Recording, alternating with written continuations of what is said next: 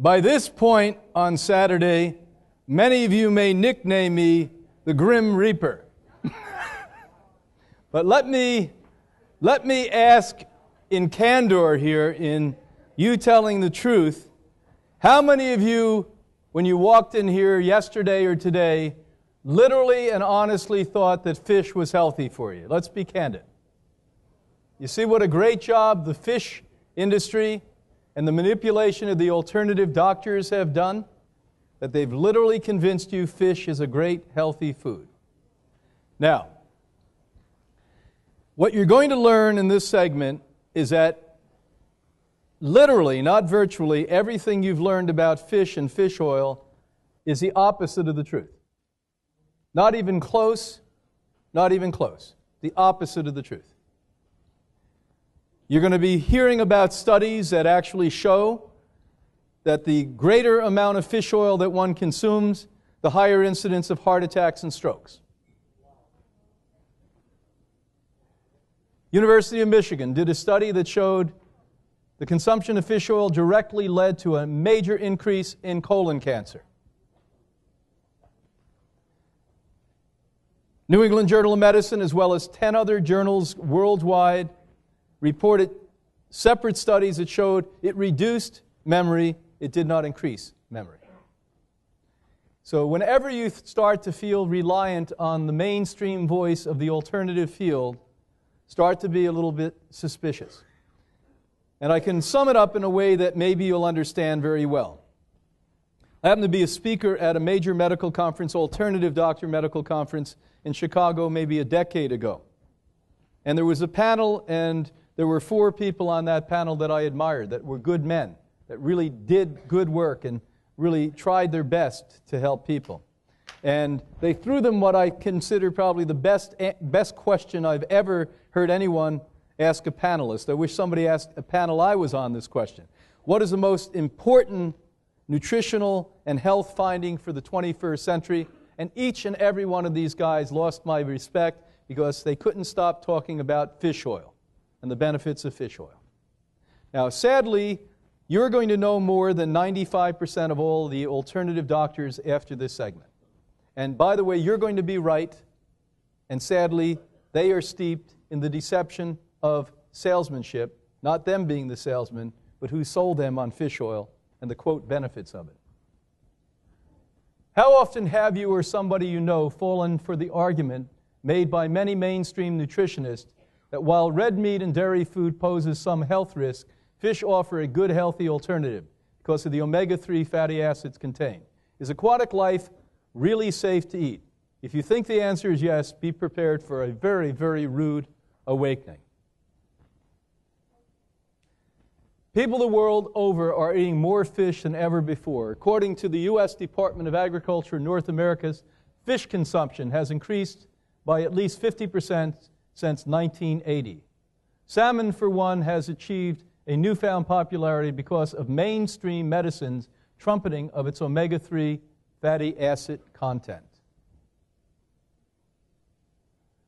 But Westerners have heard less about and perhaps paid less attention to various health warnings associated with fish consumption.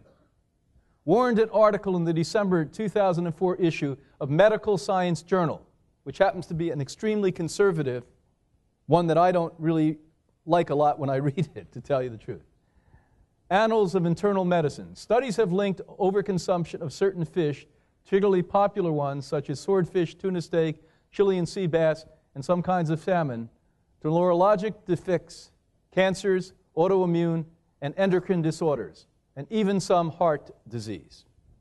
I want you to let that sink in. So here you are by the health food industry, the quote, alternative doctors being told the best food that you can possibly eat is fish, and the medical journals are reporting, obviously these doctors don't read their own journals, that this is damaging and causing every major disease that you can imagine. Now, why don't we get acutely interested in this? Because one of the hardest things to shake people out of is fish consumption. And people who choose to be unconscious, after spending money and time at the Institute in the 3rd week they're there, quite often ask us the silly question, you mean I can't eat fish? How about salmon? How about stupidity? Where have you been for 3 weeks?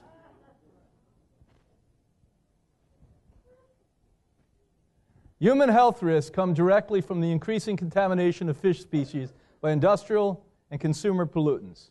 Mercury and polychlorinate, PCBs, are among the many toxic hitchhikers traveling up the food chain into fish, both farmed and wild, and then into humans. While urging consumers to eat more salmon for its omega-3 content, agencies such as the U.S. Agricultural Department and U.S. Food and Drug Administration failed to sufficiently warn people that these same fish contain high levels of PCBs and other toxins. Now, yesterday I just spent about 38 seconds telling you that they went to the most pristine waters in the world, North Pole and South Pole, Lapland in Scandinavia, northern Canada, and they tested the cleanest bodies of water on planet Earth, 250 little lakes and brooks.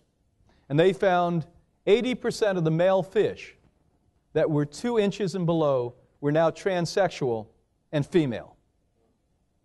Now, once again, I'll repeat it so you get what I just said. They went to the cleanest bodies of water in the world, where people generally don't live thousands and thousands of miles from it. They found that the 2-inch fish, the small fish, that were male, 80% of those fish now were female, transsexual fish. The same number, about 80% of fish in the Potomac River, where your Congress sits, what's left of it, where the White House sits, have transsexual fish of every type. Not only small, everyone. San Francisco Bay, because California tends to tell the truth more so than most states, has the same number. Over 80% of all fish in the San Francisco Bay Area, the distributors to that bay, all have transsexual fish in it. First discussion was done in Denmark 35, 40 years ago, where they were finding little fish in their rivers, lakes, streams, and even going into the ocean, the salmon, that were mutated. 3 eyes, et cetera, et cetera, et cetera. And back then, we're the first people that bravely stood up and reported in medical journals that this was happening. Now, just because it's in the fish doesn't mean that when you eat the fish, it doesn't go into you. And when I used to fish here in this area, which fish did we like? The couch potatoes, the ones that hang out at the bottom, the flounders. They looked mutated to begin with, didn't they? The lobsters, the clams. If I wanted to pick the most filthy, dirty, even in the Bible they tell you not to eat this crap. Thousands of years ago they knew this. They basically, if I wanted to get you sick, if I wanted to kill you, I would do it that way. And we used to think it was such a great thing. Oh, we're getting fresh clams out here. And I remember when my hand would go down and I'd pick it up in these bays here, that I was revolted by the odor that smelled like diarrhea many times. But somehow in my head, fish smelled like diarrhea too. So it wasn't a bad thing. And by the way, what you're smelling with the, quote, fragrance of a fish is a degradation with bacteria eating the flesh of the fish. That's not what fish smell like. I happened to be out fishing in the Bahamas one time, back in the 60s. We caught fresh fish. I ate the fresh fish. I said, that doesn't taste like fish. I spit it out. The captain laughed at me the entire rest of the trip. He said, kid, you don't even know what fresh fish tastes like. I said, well, it tastes like tuna. He said, oh, my God. And he caught a tuna and gave me a taste of it. It didn't taste like tuna because it didn't have what in it? Bacteria. I mean, just like the first time I went to Florida, I remember, maybe it was the second time I went, I actually went under an orange tree when an orange fell, and I ate it. And I said, this doesn't taste like an orange. And everyone laughed and said, that's what an orange tastes like. Not Tropicana.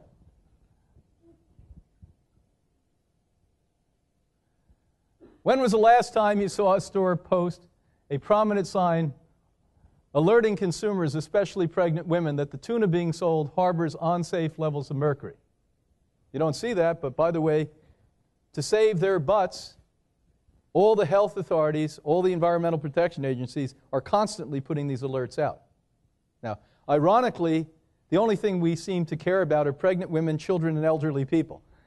But if it hurts them, don't you think it would hurt you at some level? Of course. Well, you're in that middle age, don't worry, it's not going to hurt you. You have some kind of button, just like that senator, like women who get raped, they have a button that aborts the baby. Well, you must have a button if you're middle-aged that aborts all the deadly chemicals that come from these things. This is stupidity at its highest degree. No discussion about killing and eating of aquatic animals would be complete without mentioning the ethical dimension of human conduct and cruelty towards other forms of life. So I became a vegan and then tried to fish one time and ended up crying like a baby out in Oregon because I watched for the first time. Can you imagine all the hundreds of fish I pulled out and killed and sometimes would actually cruelly hit at the bottom of the boat? I finally woke up. And it wasn't because I was conscious, it's just this peeled away, this type of lifestyle peeled away my hardness, my crust. And I was watching this poor thing flap around and I started to cry. And I took the fish and put it back in. I said, why did I do that? I'm not even eating animals at that point. So we disconnect with these things.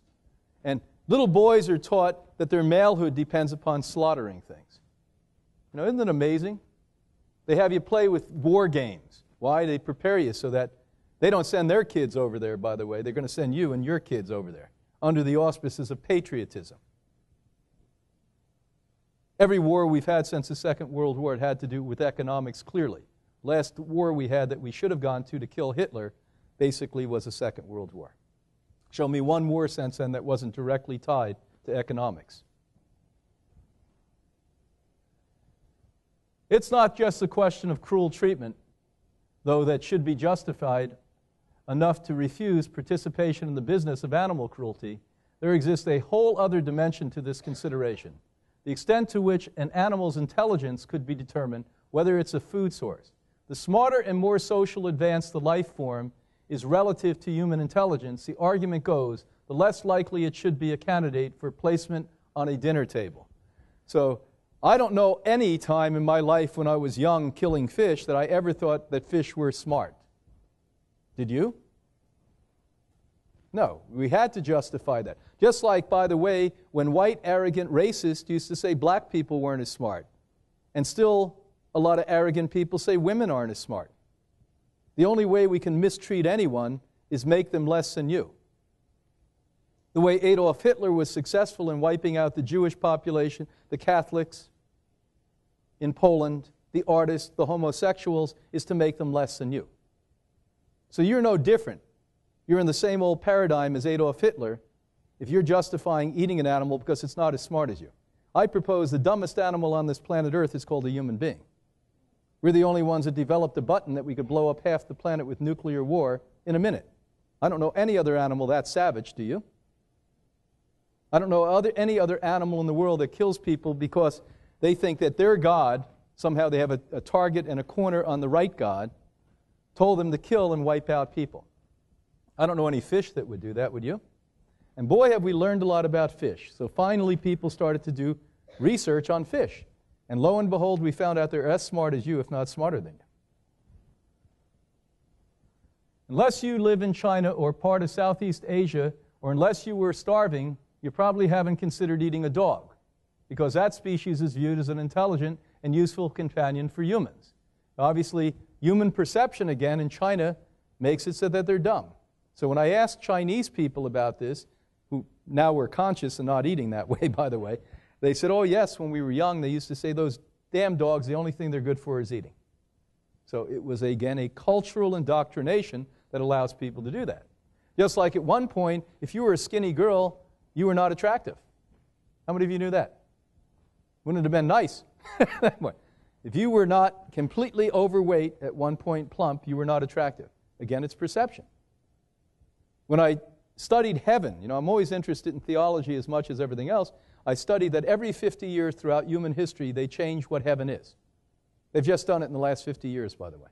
Heaven is never exactly the same thing. When you study the historic evolutionary process of what our interpretation of heaven is, that even changes every 50 years. So don't think anything is static. Don't think anything is not in a continuum of movement and understanding and change. Concerning our collective bias against fish, Jonathan Foe, great young man. By the way, his book is a prerequisite if you go to pre-medical school at Duke University now to read, Eating Animals. If If you want to be a young medical student at Duke University, you have to read Eating Animals. I think that's a great movement in the right direction. Okay. Thought-provoking Eating Animals that more than 500 special papers since 1990s have been published, which together have quackly and dramatically revised our knowledge of the surprising sophistication of fish intelligence. Fish build complex nests where morphogamous relationships hunt competitively with other species and use tools, wrote Foe. They recognize one another as individuals and keep track of who is to be trusted and who is not. We don't even know that. We vote politicians in. They make decisions individually, monitoring social prestige and be the better position. To quote from peer-reviewed journal Fish and Fisheries, they use Machiavellian strategies of manipulation, punishment, and reconciliation. They have significant long-term memories, are skilled in passing knowledge to one another through social networks, and can also pass on information generationally. They even have what the scientific literature call long-standing cultural traditions for particular pathways to feed, schooling, resting, or mating sites. Now, isn't that remarkable that we're now establishing a science that show fish are as sophisticated than you are, or more sophisticated than you are? And I would go to the later, because fish have not created a red button that could blow up half the planet. I don't think they would have that within their consciousness to do that. Because obviously, any creature that has a consciousness greater than us would not create methodologies to destroy the species that they're in. Think about that for just a minute. It's about time that everyone concerned with their own health and the health of the planet become familiar with these three terms: flyers, swimmers, hoppers. These terminologies may sound like a list of options for frequent flyer programs. In a strange way, that's exactly what they are. Expect these travelers aren't humans. Travelers in this case are molecules of toxic substances produced by industry and commerce. While invisible to the naked eye, they take residence inside all life on the planet, including human life. And many of these flyers, swimmers, and hoppers are virtually immortal and practically indestructible. Now wait till you hear this. Here is how we globally and even universally distribute man-made chemical toxins, heavy metals, etc.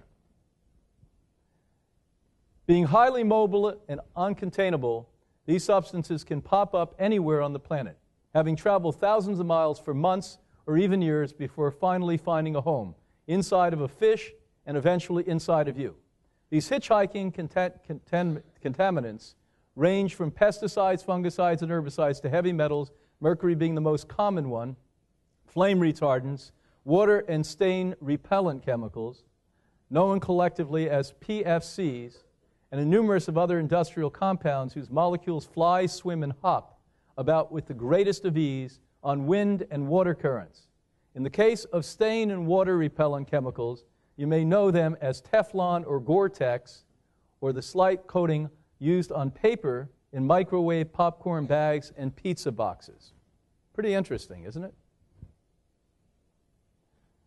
Persistent organic pollutants, POPs, are a principal category of world travelers that make refuge inside of human body and aquatic life. They include DDT, which was outlawed here, and now we make 10 times more. And where do we buy most of our vegetables and fruit from at this time of the year? In countries that haven't outlawed it.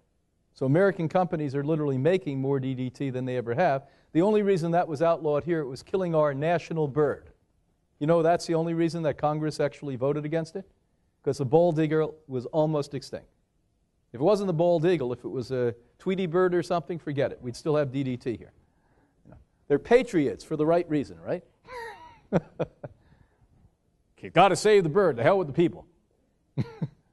Corporate profits, a little bit more interesting than the public at that.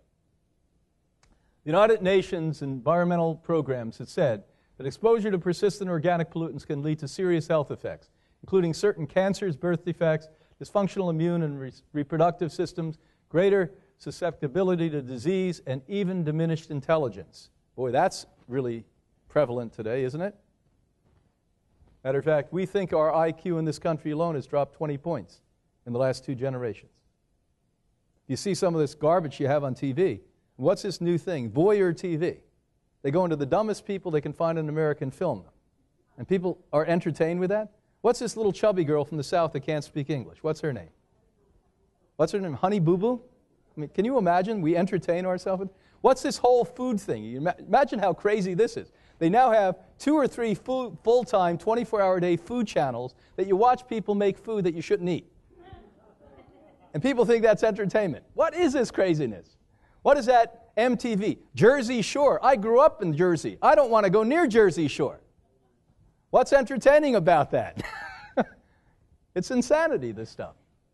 Some of the contaminants travel primarily by air, attached to dust particles on wind or in storm systems. These are obviously the flyers. Others are swimmers, mostly restricted to oceans and other bodies of water where travel is propelled by currents. Many of them, however, are versatile and hop like grasshoppers from air to water. You understand that? Now, in the middle of the Pacific Ocean, we have the largest dump on the planet. How many of you know that? How many of you didn't know that? Raise your hand. Pretty sad. So 60% of the people in here did not know the largest dump on the planet Earth is a plastic dump that when they are navigating for large ships and boats, now they have to go around them. It is literally the size of California, this plastic dump, a floating plastic dump in the middle of the Pacific Ocean. Now, if you want to see something really interesting to cheer yourself up one step more, there is a wonderful documentary film called Plastic that you can get now. And they went out with scuba divers, and I've been a scuba diver since the 1950s, and I just love it. And the reality is they took cameras, and they showed the degradation of the plastic where it breaks down and it looks like plankton, and the fish are eating it. And then they go to the top of it, and you see the vapor coming off it in the heat of the sun in the middle of the Pacific Ocean, and the vapor is taking all of the plastic up to where? And how do you think those 2-inch male fish, thousands of miles away from people, became female fish now? What did I just speak about? Now the vapor takes it into the cloud then goes to the North Pole, and you end up with fish up there that are transmuted. You see how easy it is? It's not complicated once you see how simple it is to kill everything. And we're doing a brilliant job on that one. Hoppers morph between being a gas, liquid, that's what we just spoke about, or particle. Rain and snow carry these chemicals to oceans, lakes, rivers, where they are absorbed by aquatic life. How bad is it? Follow the fish. You probably heard a lot about high levels of mercury being found in tuna and saltwater fish, but did you know the same problem exists in freshwater species of fish? They don't talk about that. You wouldn't have known about the widespread freshwater fish contamination for just following reports in the mainstream media, nor would you have learned that the primary source of mercury contamination, as well as other types of contamination in both freshwater and saltwater life, is our own industrial civilization. They don't ever say, because the lobbyists are so strong, by the way, it's these major industries that are killing your children. It's these major industries that literally have made the #1 killer, other than accidents, of children today, brain cancer and leukemia. I will repeat this because this is hard to understand. If you don't die from an accident when you're a child, the second, very close second, killer is either brain cancer or leukemia. That, I will assure you and promise you and debate anyone on it, comes 99% from what we're talking about now. And nobody challenges those major industries because they have the politicians in every country in the world that has money in their pocket. And it used to be that at least one group of the politicians talked about it, but these mongers of greed literally have bought even the best of them. Now, we've had the great honor to have some of the congressmen and senators and congresswomen and senators come through the Institute. Some I have and you would have, I won't name names, major respect for. One from your area here, by the way. And we got really close and really talked intimately about things. And 2 or 3 times they told me how it works. And they said, #1, none of us, even the brightest of us, can ever read completely a bill. I said, you mean you have to vote on bills you can't read on? They said, the best we can do is get intelligent graduate students from good universities if we have a budget. So if they're from New York, maybe they can get that. They're from Louisiana, forget it. They can't get it even if they want it. And so bottom line is they say they give sections to the graduate students who are 20, 21, 22-year-old young people, very little experience in life, and basically say, read that section, read that section. As I'm walking in to vote, they whisper in my ear. And that's the ethical ones. The vast majority go over here and have their ear ready for who? The lobbyist. The lobbyist. So the fish industry is doing a great job convincing you how wonderful fish is. They bought and put into their pocket the alternative doctors without the damn guys even knowing it. The health food stores are riddled with this. And I have a really feisty young guy friend, 30-year-old guy in Denmark, and he went up to visit the company that makes 60% of all the fish oil in the world. It's called Nordic Natural. And he worked his way, and he's a very smart young guy, worked his way in to see the president of the company and got him to divulge that how they stabilize the fish and krill oil and deodorize the fish and krill oil is because we add these 3 chemicals to it. He walked out within 12 hours, realized that these were 3 marked and noted carcinogens. I will once again repeat, besides the fish oil inherently having lipid peroxide within 20 to 30 minutes and giving you cancer, now they are putting in 60% at minimum, maybe the other companies, this we know for sure, 60% of fish and krill oil, 3 known cancer-causing chemicals. Sounds delicious, doesn't it? A worldwide overview of reproductive harm. South Africa, along 3 sides of the river, samples of indigenous fish species collected and analyzed. Not only were DDT, DEE, DDD detected in fat samples from these 3 testing sites, between 48 and 63% of the fish from those sites were intersexed individuals. This is Africa, where they have very little what? Industry. There's virtually no industry in Africa. And this is what they have there. They have 60% of transsexual fish. And you're starting to see a lot of transsexual people who eat a lot of transsexual fish, don't you? You notice the guys are walking like this a little more? Women are walking like this? Oh yeah, I'm eating fish. I'm on a health food. Ireland, my homeland, in the Shannon International River Basin, which encompasses 11 rivers, the effect of endocrine chemicals on fertile brown trout were investigated in 2010.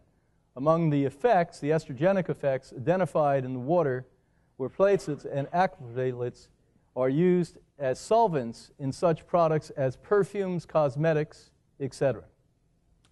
These studies not only confirmed the presence of estrogen in the river, but also found in some sites that 100% of male brown trout samples showed either endocrine disruption or intersexuality.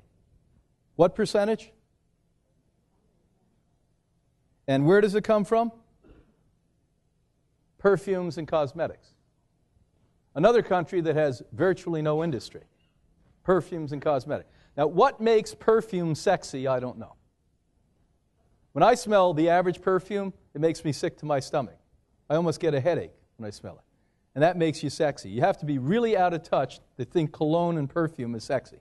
How many of you know that you could spend $1,000 on an ounce bottle of perfume and the vast majority of that has formaldehyde in it?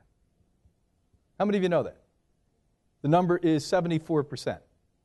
Of the most expensive of all colognes and perfumes have formaldehyde in it. So 3/4. It's insanity. Who's watching? Nobody. Every single year you're going to learn here that there are 2,000 brand new chemicals made that didn't exist last year.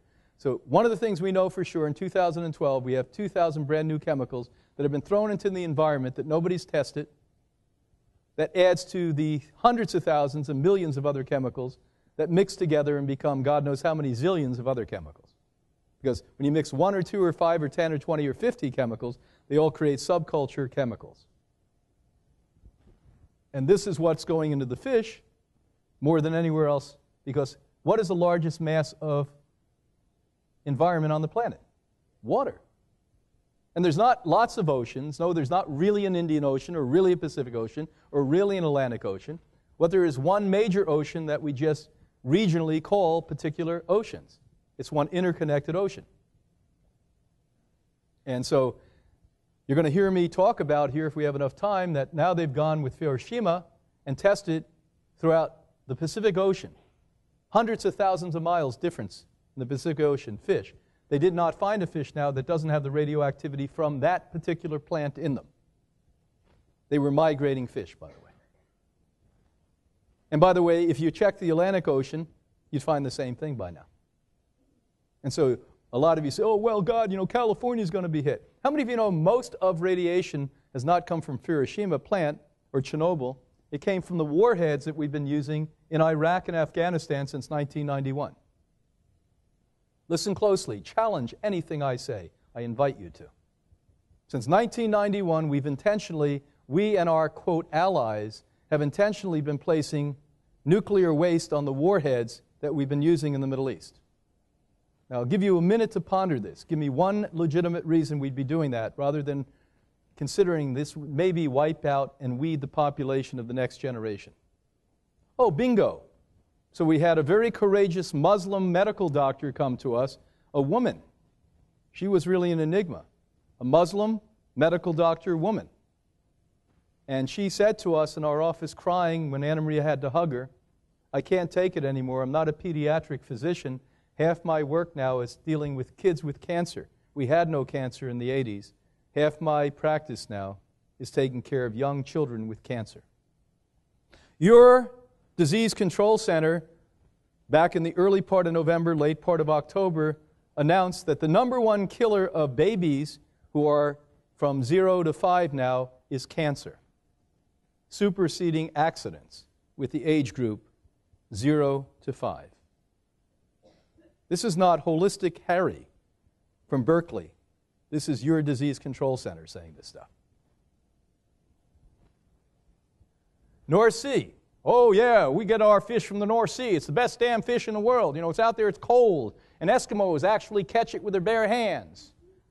And they feed it to us. And, gee, it's a slam dunk that they do that stuff. Endocrine disruption were detected in North Sea cold and flatfish at levels even higher than what had been previously measured in English Channel and Irish Sea fish. This was considered highly unusual because the North Sea fish didn't have any proximity to land or known point source of endocrine disruptors, such as findings strongly suggested and gradually accumulated of this chemical occurs as a result of large fish feeding on smaller fish that contained the chemicals. What that means in what has always historically been considered the cleanest body of water in the ocean is highly contaminated now with chemicals, to the point with migrating fish that were never ever tested 50 years ago with any problem have high levels of problems now.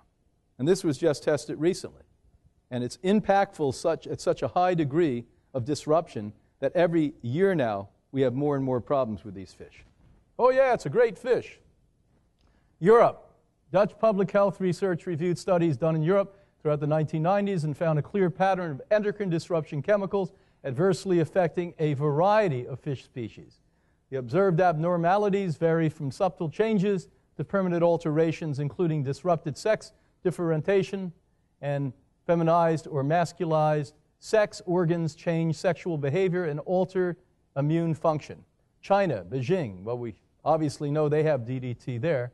And here we go. The big myth, farm fish are safer than wild fish. I want you to get a very clear picture of what a farm fish looks like. Because I visited one when I was up in the state of Maine about 2 years ago. Now, anyone that would think a farm fish is healthier than a wild fish because we can control it, you're off. They are giant circular cesspools where you have actually hundreds and hundreds of times more fish in a constrained area than you would have in the wild. They are so weakened because through their gills they are taking the feces of the other fish and bringing it through and trying to get oxygen out of that. And wherever there's large amounts of feces, the oxygen goes down. So now they, like you, if you're not breathing well, breathe even deeper and get more fecal matter in. They have to pour into you almost unanimously fish farms antibiotics now. This romantic idea you have of the Eskimos that go out in their canoes and by hand collect salmons is untrue because over 50% of all salmon comes from China's cesspool fish farms, and they are so sick and so anemic that a major common practice now is that they paint the salmon pink or red, because they, just like anemic people, are white as can be. Now, am I telling you anything that's not confirmed or true? No. But you would like to believe Eskimos caught that from the North Sea or somewhere wonderful or off the coast of Alaska, where the top oceanographic scientists from Sweden showed us recently the largest and most primitive all areas of the planet's waterway are highly contaminated. They tested for 2,684 chemicals and stopped because there wasn't one chemical they tested for that the whales didn't have in them.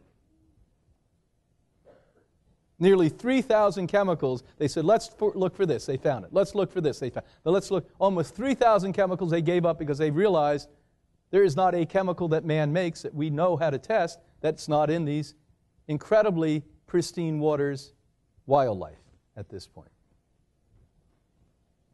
A lot of people still choose to believe that eating farm-raised fish is much healthier than consuming fish caught in the wild, especially those lifted from our sore-dumped oceans. Now, how many of you realize that? Here in the New York area, when you walk along the shore, you can actually find syringes. How many of you ever did that when you walked along the beach here? Of course. You know, find used condoms, find Tampax, the plastic Tampax things, because forever, before most of you were born here, they were actually taking barges out and dumping them into the ocean, like, oh, it's going to disappear. It's going to evaporate. What do you think happens to that stuff? You know, we are nuts. We are insane. Their reasoning goes like this, because aquaculture, also known as aquafarming, involves raising fish under controlled conditions, regulating both the fish environment and feed quality. There is less chance that farmed fish will be contaminated with alarming range of toxins being measured in wild fish. This belief constitutes one of the biggest prevailing myths about aquatic life and human health. Now, how many of you, let's be honest, would have liked to believe that? Even if you didn't quite believe it, raise your hand. How many of you would have liked to believe it? Of course. If I were eating fish, I would say, well, gee, of course, it's under better conditions. What does that say? Is this salmon wild? You bet it's wild. And if you had to spend your entire life in a cramped pen surrounded by dead sea lions and sea lice while eating nothing but processed fish pellets, you'd be pretty wild too. Oh, that was a great one. Salmon is one of the fastest growing of aquatic farm fish and is being genetically modified for every faster growth and higher profits for aquatic farm. By the way, your FDA, let's give them a hand. They are just bastards. About 3 weeks ago, approved Frankenstein fish. Did you know that? Let's give them a hand. Come on now. They deserve, because they are such great con people. You know, they didn't do it at first. They let everyone go to sleep. They waited for the holidays, so you got out all whooping up and you were eating, you know, pound cake and stuff like that, and then they snuck it right through. That's how they do this.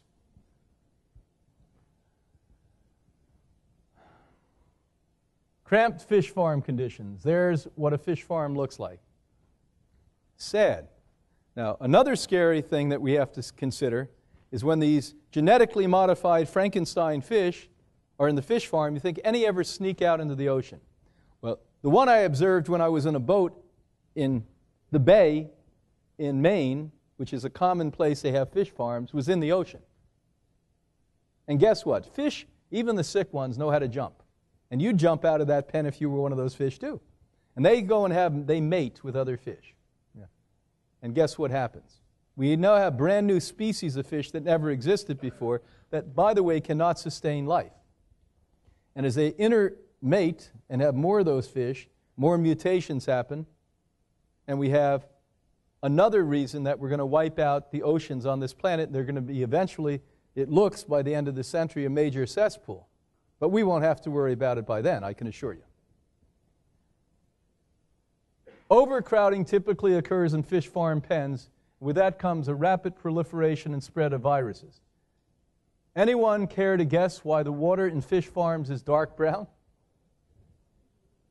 Supermarkets in Paris, London, Oslo, Frankfurt, and Edinburgh sold fish containing contaminated levels so high that no consumer would safely eat more than 8 ounces in a month without suffering severe health consequences. Now think of what I'm saying to you here. Why is it that you're listening to Brian Clement tell you this on a Saturday in Long Island? Wouldn't you think this would be more relevant as the lead story on the national media stations? Do you think CNN should be airing this? No. Of course they won't. Because if you look at who subsidizes, now we have 4 media outlets that control the media of the world now. 4 media outlets that control the media. If you watch some of these, they don't even hide that they're biased at this point.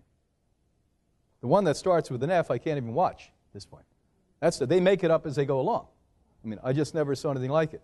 And by the way, because that's so fashionable, the ones that make it up, because people are so weak and confused, and the only thing they have left that they have control over is anger, that's how they get you. They have 3 times more people watching that F station than any other station. So now all the other stations are trying to mimic the F station. I won't say it, and I hope none of you watch it, because if so, you're lost souls. Lost souls. They make it up as they go along. The toxicity level should have triggered a health advisory based on U.S. Environmental Protection Agency standards. In North America, salmon purchased in Boston, San Francisco, and Toronto also contain levels of contaminants exceeding so-called safety recommendations. How dare a government organization say there's a safe level of any noxious poison? How dare you say that? Who that's protecting, again, is not the citizens of a nation or the humans on the planet. It's protecting who? How many of you know that every single country, major academic and economic country in the world, now sponsors fishing? Just like we pay for farming and pay farmers not to grow food, and we keep prices down, we do the same with fish. And so you didn't even know it. How many of you knew your tax dollars partially go to subsidize the fish industry?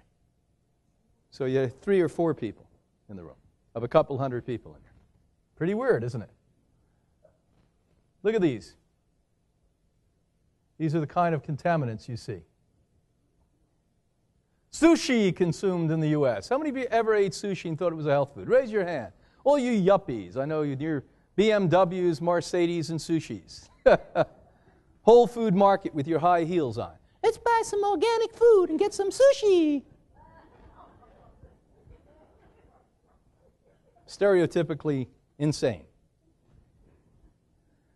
Sushi consumed in the U.S. and other Western countries, typically chosen from a variety of fish, lay atop rice or rolled in rice and wrapped in seaweed, nori, accompanied by a spicy wasabi.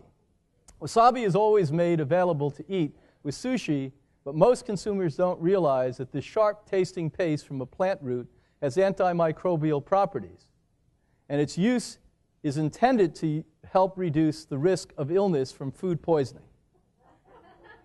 Now, how many of you have ever eaten sushi and liked the wasabi with it?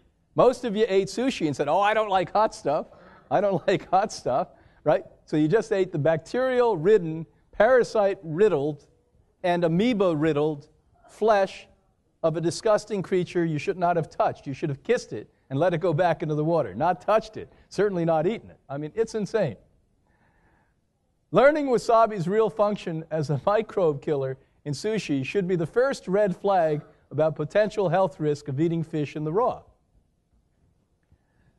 Though the Japanese have eaten sushi for many centuries, what we now find served up in sushi restaurants sprouting up throughout the U.S. and other countries is really a form of fast food that was first created in the 19th century.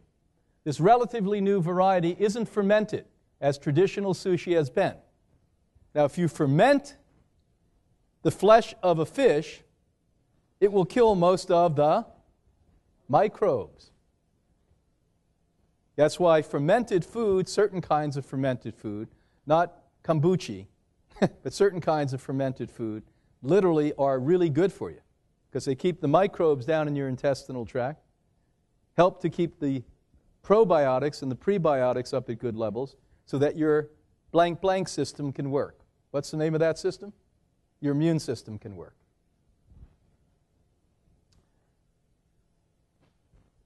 What sushi connoisseurs now eat can best be characterized as frankenfish. It's polluted by a toxic chemical cocktail of heavy metals, pesticides, and other industrial pollutants, accompanied by vast hardy breeds of parasites and pathogen bacteria, which thrive inside of your gastrointestinal tract. Wasabi can't compete with some of the pathogens that are now appearing in fish pulled from our heavily polluted oceans. Now, how many of you have ever scuba dove off the shore here in Long Island? You know what we're really doing? We're getting into a large toilet and scuba diving. I'll never forget, my dad finally brought me. I grew up diving here up and down these shores, and I finally remember going to Florida when I was like a teenager and diving. And I felt uncomfortable because I could see so well. I could see things. You know, when you're in this cesspool here, even if a shark was next to you, you wouldn't be frightened, you wouldn't see it at that point.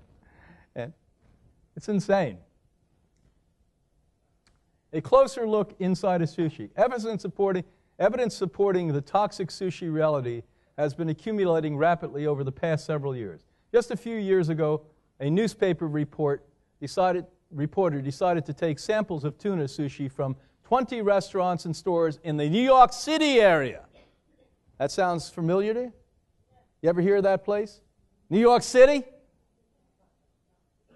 This wasn't done in Maryland. This wasn't done in Connecticut. This was done in New York City. Now let's tell you what they found and report it in the New York Times. And have the fish tested for mercury by researchers at a medical laboratory. The results showed that 1/4 of the samples contained mercury levels so high that the U.S. Food and Drug Administration would remove the sushi from sale as a public health hazard. But does anyone do that? Does the Environmental Protection Agency or the FDA, who, by the way, are the front for the pharmaceutical industry and the food industry now, do they send people out here to the local sushi restaurants? Or do they let people eat it so that you get closer and closer to death and demise? Now, I'm not a big brother guy. I don't think that we should have government do everything for us. I think government should do a lot for us, but not everything for us. So you've got to take responsibility for your own life. Unless you're willing and ready to do that, this is going to be a very uncomfortable weekend for you. Because everything I'm leading you to is you. I'm not leading you to some ultimate answer. I can give you a pill and get you well. I'm leading you back to you. And I'm saying you're the guy, you're the woman that's got to do this. And once you have the knowledge, once you have the wisdom, you can't hide anymore. We've pulled the drapes away. We've gone behind the scene. Now, what are you going to do with this? What are you going to do with this? Well, it's much easier when I go out to eat with my family and friends. I can have some salmon. Because all the holistic doctors say salmon's good. Well, I know Dr. Jones did die last week from... You get what I'm saying? Yeah, fit right in with everyone. Be normal. Normal's really a good thing until the day you suffer from being normal. Remember, it was the abnormal ones that always lead us out of the darkness. Every time there's an abnormal one, in 20 years they become saints. Oh my God, we didn't know he wasn't crazy.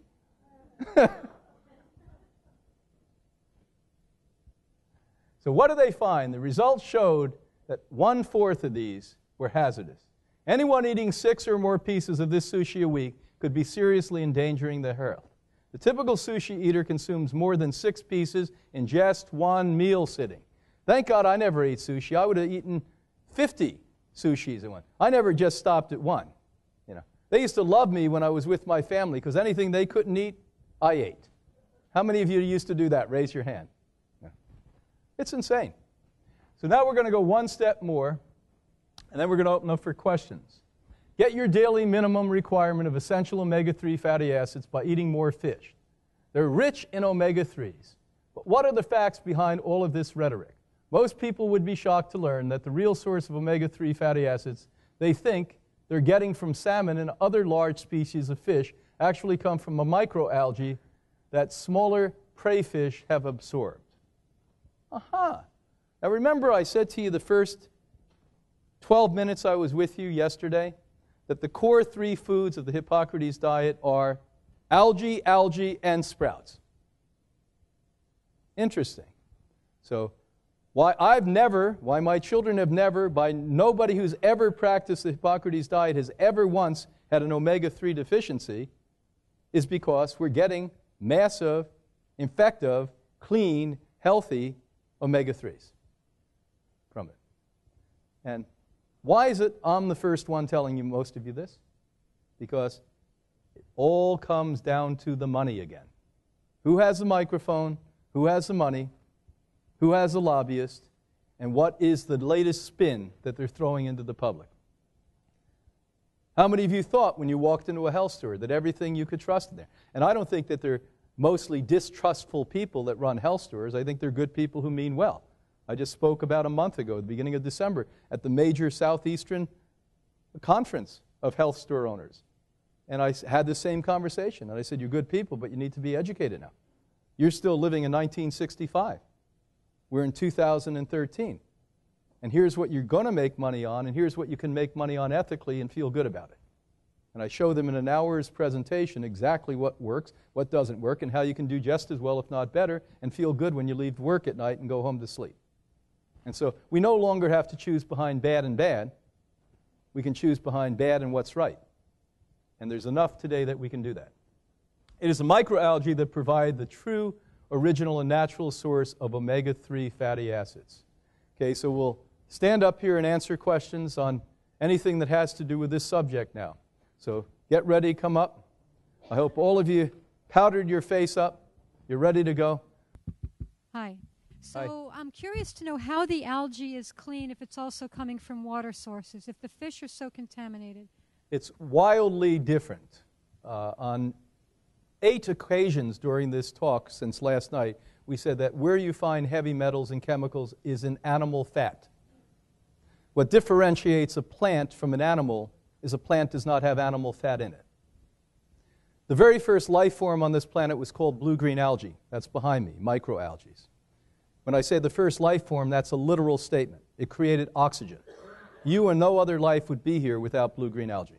It created the atmosphere on this planet so that evolution would then take us into other life forms. The second life form, which is a brother of this, is called Chlorella, a green algae.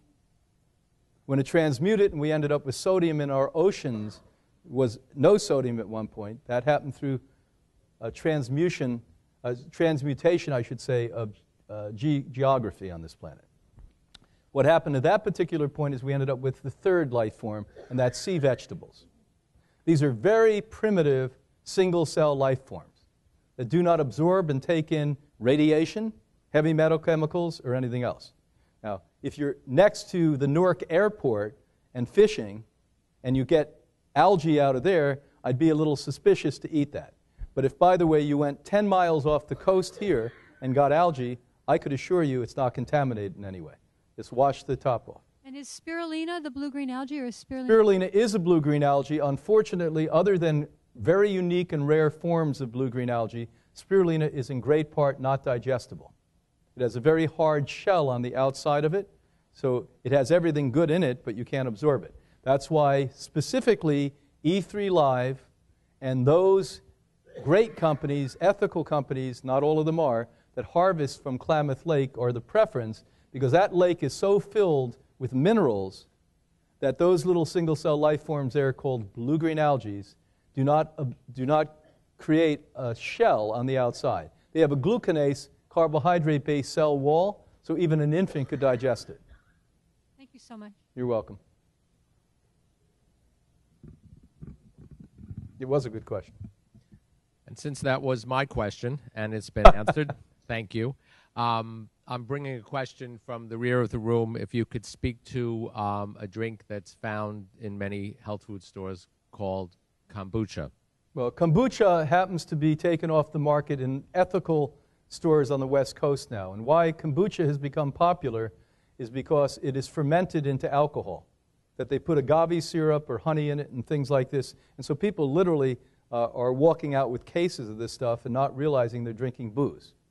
The other thing is how they make kombucha will give you a sign that I'm not a fan of it. They take actually water, most of the time not really highly filtered water that probably has pharmaceutical drugs and other things in it, and they put white sugar in it. And the mold that is actually created, somehow they've mystically told you it's a health food. Now, I know I wouldn't eat Candida if I found it, would you? I don't think so. And I know one thing, that sugar of all type in all cases is not good for healthy people, no less somebody that's sick. Right. But I know one thing, that we are sugar addicts, including me. I'm a recovering sugar addict. And if you're not a recovering sugar addict, you'll get sugar in any possible way you can, even if you pay 10 times more for it, because it's called a health food. Mm-hmm. And so watch out. A lot of this stuff is not only myth, it's embellishment beyond human comprehension. Bad stuff. I'd like you to, can you hear me? I'd like you to comment on the safety of mussels. I have some family members that are addicted to mussels. Muscle eaters, I know. And I'd like you to comment on that. Is this one of the family members you have here? Yes. Does he still believe that if he eats mussels, he's going to get muscles?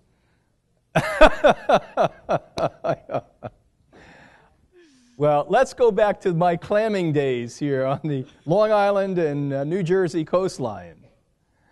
I'm going to tell you, mussels should really be hired as the filters for the cesspools, because they are they even take more in than clams take in, so you know that.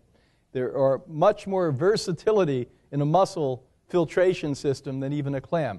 Why? Softer shell, more need to open up and absorbability. So this is really not a food. It was never meant to be a food, but today it's certainly not a food for human beings.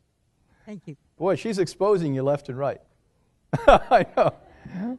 She must love you. That's what matters. Yes? Hi. Could you speak to a flax oil as a form of omega-3s and whether or not that's a good source? If you were to ask about a secondary level of oils, precluding the best ones are, again, the blue-green algae and sea vegetables, etc., you would then go to chia seeds. And the ideal chia seed is a sprouted chia seed. You get the seed, you go out and get a saucer, 100% clay saucer from your local hardware store, soak it overnight in water in your sink, go to bed, pick it up, let it drip. The same night, put 8 to 15, depending upon how big the saucer is, tablespoons of chia seed, let it soak overnight, pour the water off on your house plants or out in your garden. Take that real mucilaginous, sticky chia seed, put on a Barry White music. Oh yeah. Close your eyes and rub it all over that moist clay pot. I let that sink in for a minute. Now, as you uniformly put it across this clay pot, twice a day for 5 days, you spray with a spray bottle twice a day in the morning and night on that clay pot, and you're going to see hair come out of it, reminiscent of chia dolls you see around the holiday season. If you ever got a chia doll, you have relatives and friends without an imagination. Bottom line is, you're going to have the best of all omega oils other than algae at that point. Second best would be sprouted flax. Not the oil of flax, not hemp oil. They're all okay. Problem with any rich omega oil is that it gets rancid really quick. You gave me the best organic flax oil or the best organic hemp oil. Within 3 months, it's bad. It oxidizes. It's very volatile and very vulnerable. So I'd much rather see you take and it's a very close second, by the way. And when we say why it's good, it's not my opinion, is the perfect balance between omega oils is 3 times omega-3 to 1 time omega-6. Chia seed, sprouted flaxseed, they're the 2 best, other than algae. Okay. And then you go down to hemp seed. In this country, we're relegated from the Puritans who run this nation, under the name of Jesus Christ, by the way. I don't know what Jesus had to do with all this insanity. But bottom line is, these Puritans say we cannot sprout hemp seeds. Somehow they all think we're going to be wild marijuana growers wherever you're from. They don't realize the hemp that you sprout has nothing to do with marijuana. But the fact of the matter is, I was part of a little study they did in London, England, some 15 years ago, where we showed that you got 57 times the benefit by taking sprouted hemp into the brain than you did just eating hemp, what you and I are relegated to. So now what I do, I talk like a big shot, but I don't have a lot of time. So I take 5 seeds. I take one called Mila, M-I-L-A. So if you cannot sprout it and put on the Barry White and all of that business, you obviously haven't read the sex book yet. That's part of that. That's in chapter 1. What you do is get Mila. You have to have money to have this. They charge you 3-4 times more than other chia seed, but it's an incredible company. It's the only company I ever put my name on other than Hippocrates, because these people are incredibly ethical. They're Christians who are real Christians, not ones who tell me they are and do something else. They go out and take all of their profits and bring it to poor, starving people in the world, and it's wonderful. And they not only give them money, they give them seeds and say, I'll be back in a year and I'm going to pay you $20,000 for these seeds. That's the kind of people I like. And so bottom line is that's a great company. Then there are many, many companies around the country, around the world, that create sprouted flaxseed that they take, sprout, and then dry it and grind it again, put it in a vacuum-tight thing. I use that. I use hemp seeds, relegated not to sprouting, but just the hemp seeds. I also put poppy seeds sometimes, pumpkin seeds sometimes, sesame seeds practically all of the time. So about 5 seeds every night on my salad, that's what I eat at home. And it's great for a lot of things, but I also take 5 types of algae every morning. I take chlorella and 4 form. Well, one is a ocean algae called a phytoplankton. We haven't talked about that, but it's also remarkable. And then 3 are blue-green algae, and 1 is a chlorella, green algae. Thank you. You're welcome. Next. Hi, Brian. Thank you very much. I've really enjoyed it. You've come to Philadelphia many times, but I've never been able to hear you because I've organized the event. I know. Thank you. This is Loretta. And I would like to know, since you've talked so much about fish and not being able to eat it, I have a Grow Your Own Greens DVD that I've created. I'm glad you're reminding me of that. I'd love you to comment on that. Thank you. You know, Loretta and Petrus in the back, her husband, have become steadfast friends of mine, and they, along with other colleagues of mine, put together the one-week memorial we had for Ann Wigmore I spoke about last night here, and without them we wouldn't do it. So I want to honor them for that right now. Number 2, what I like about them is not only they're Europeans and carry a level of integrity that we seem to have slipped from in this country. She's created what I consider the best informational and educational tape on growing these sprouts. Once you see that darn thing, you're going to know how to do it. So do you have any of those with you? Yes, I do. Okay, well, please go and get one and support her, because most of that money, I know where it's going to go. It's going to go to help more people learn about the work we do in Europe and in countries that wouldn't do it otherwise. So thanks for reminding me about that. Thank you, Brian. Thank you. You're welcome. Hey, Brian, I guess one last question. You mentioned your 3 most important foods, your best foods, are, again, the sprouts, the green algae, and the blue-green algae. And blue-green and green algae are about the same than sea vegetables. And sea vegetables, Yeah. okay. How can you get the algae in food, or do you need to take supplements to get the algae? You really have to take them. There are foods, but you have to take them in a supplement form unless you and I move to Klamath, Oregon, which doesn't sound like a bad idea for part of the year, actually. But the fact of the matter is sea algae do not get at your local Whole Food Wallet market. Go out to your local Chinese market, because the same exact algae you get at the Chinese market for a penny on the dollar are what is put in sexy, yuppie-looking packages at the Whole Food Market. And so I'm a supporter of the Whole Food Market, too, by the way. When they started in 1980, they used to fly me. This is fun. They used to fly me to Austin, Texas, and they had no place to lecture then. They were just, they were the largest health stores I'd ever seen. They were probably the size of this room, and they'd be stunning to me from the East Coast. Our health stores were this big. If you turned around, you knocked half the bottles over in those days. And they used to bring me and clean the produce market out, and we'd put 200 people sitting there like this, not breathing, listening. So I'm a big fan of them. But on the other hand, algae is algae. Go down to the Chinese market. They've been eating it for thousands of years. That's where to get that. Okay, so supplementation and or going to the Chinese store to Well, get the no, that's different. The Chinese market, you're not going to get blue or green algae. You won't find them. You'll just get sea vegetables. You're going to get sea vegetables in a wide variety and things that are unique to me that I go to some of these markets and say, what is that? And I've never heard about it before. Okay.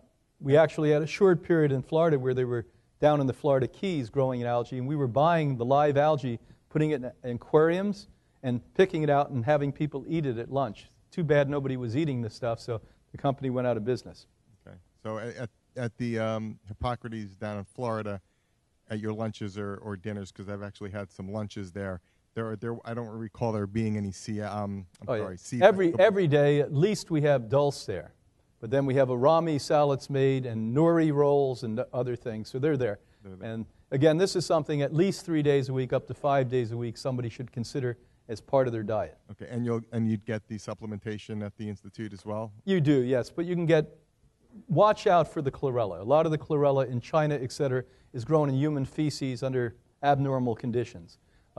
We choose to private label ours. It's made in the same company Sun Chlorella is in Taiwan, not Thailand. And so ours is like Sun Chlorella for about 2.5 times less money.